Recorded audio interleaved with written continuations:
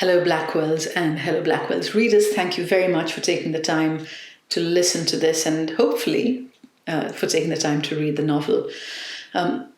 Best of Friends is, as the title would suggest, a novel of friendship.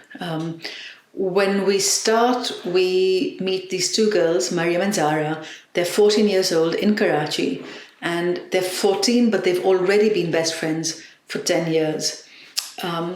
And it is that moment of life when nothing is more important to you than your closest friend. There's almost a romance, I think, in adolescent friendships, which they feel very strongly. It's 1988, which is an important year in Pakistan because it's the year that 11 years of military rule ended and a 35-year-old woman, Benazir Bhutto, comes to power after democratic elections. And for Maryam and Zahra, this is an extraordinary event because they suddenly feel anything is possible for a girl. And yet at the same time, their lives are carrying on as they always have. There's schools, there's exams, there's parties, there's the boy who you might have a crush on, and there's the girl who annoys you. And it feels wrong.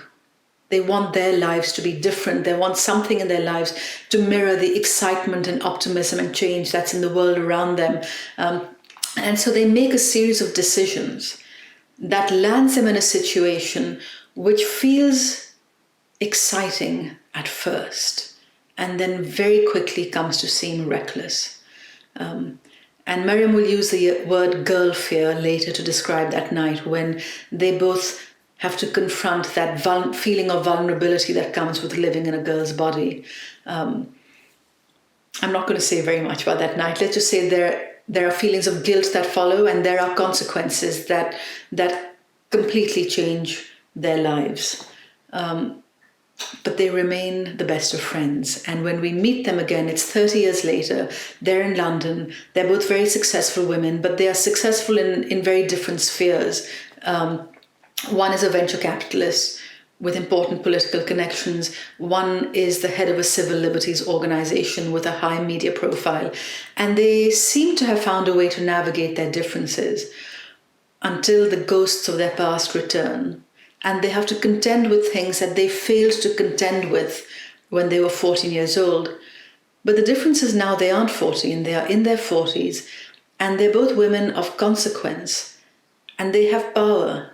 They have the power to damage each other, but they have the power to inflict damage in the world beyond as well. It's a novel, I would say, for anyone who has ever had a best friend, but it's also a novel for anyone who's ever looked at a friend and thought, I love you, but how much do I like you?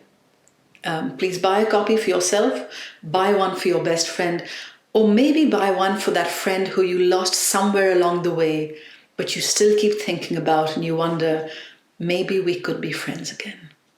Thank you.